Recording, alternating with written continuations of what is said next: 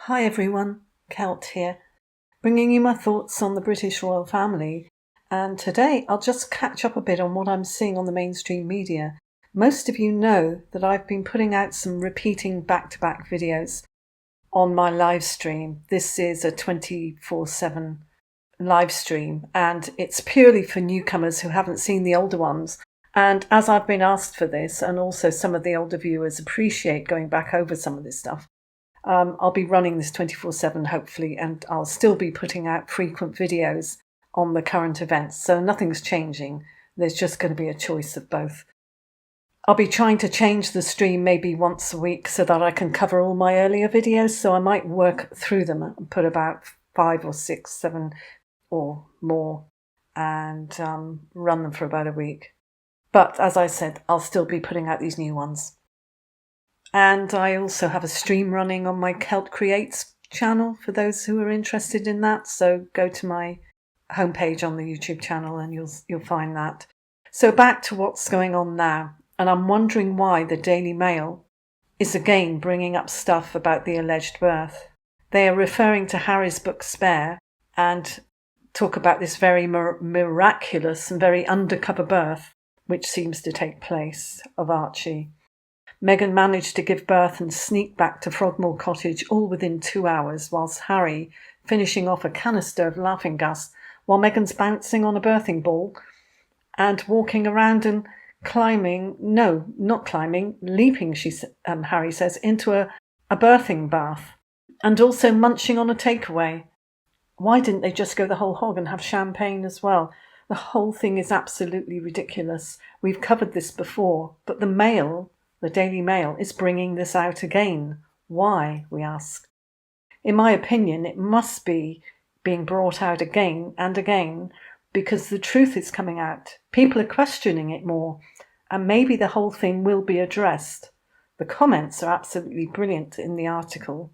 One says, unless there is some missing info in this report, it's not possible to have a water birth after receiving an epidural. The epidural site needs to be kept sterile. Also, it's not possible to have an epidural, give birth and be home in 2 hours. And this person says that Meghan had 2 epidurals.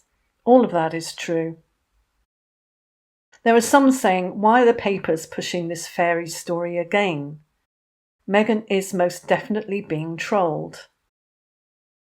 When the news announced that the Queen was unwell with a chest infection and had cancelled engagements, there were some, myself included, who for a few moments were thrown off and were thinking of the late Queen Elizabeth. I must admit that when I hear the Queen being mentioned, my first thought is the late Queen.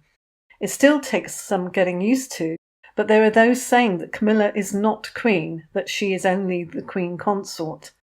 Yes, she is Queen Consort, but the Queen Consorts before her were also referred to as Queen. So far from going against the late Queen Elizabeth's wishes, whereby she stated that she wanted Camilla to be known as Queen Consort, she would have known that that would have meant Camilla being referred to as Queen. Now that Donald Trump has got back in, then rumours abound that Harry is very worried that he will be deported. Why doesn't he just do what Joe Biden is appearing to do, and that is to do a complete turnaround and state that he's supporting Trump and that we all have to stand together and work together for the greater good? Would he go that far to stay? It would definitely be an entertaining part of this movie if it happened. Prince William's doing a great job with the Earthshot Prize and some lovely photos of him at Table Mountain. And also talk of Catherine's focus on spirituality since her chemotherapy must have been a wake-up call after her cancer treatment. They are saying that she has a deeper and more profound appreciation for everything now and that she's looking more into spiritual things. However, Prince William has never been interested in spirituality, or should I say, definitely not interested in religion. Although he will be the head of the Church of England, he has no interest and has stated as such, which is a good thing in my opinion, because he has no interest in religion, but maybe he will be more open to the real spiritual side of things, as Catherine is drawn more in that way. I cannot believe that they're talking about Meghan's jam again. It must be a bad news day, or more likely, what could possibly compete with the news of the new US election. The organisers of the Meghan and Harry circus must be really scraping the bottom of the barrel to try and find something newsworthy to try and keep them in the headlines and to keep the distractions going. But Meghan's jam? I thought that died a death a while back, but it's been brought up again and being referred to as her lifestyle brand. And it's finally come out that something I had said years ago, that Harry and Meghan's eviction was planned by the Queen.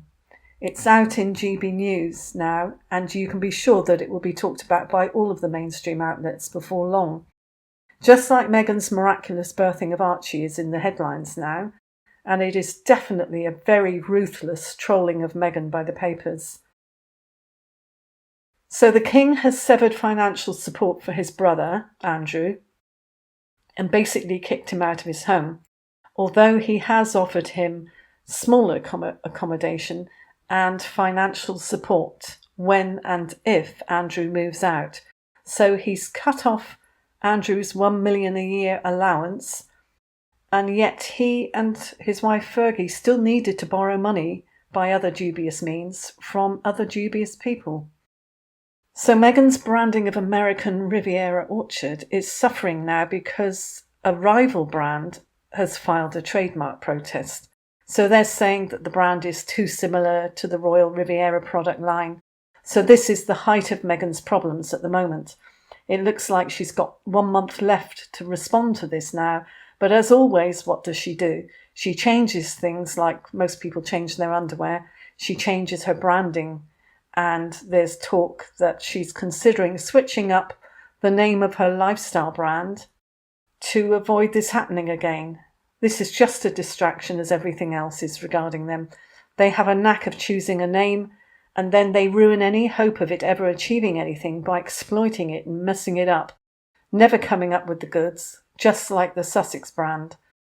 So there were all these people threatening to leave the United States if Trump got in. Well, I think Meghan and Harry were possibly also planning to do this. So let's see where they will all set up home. Maybe they'll all be together in Portugal, do you think?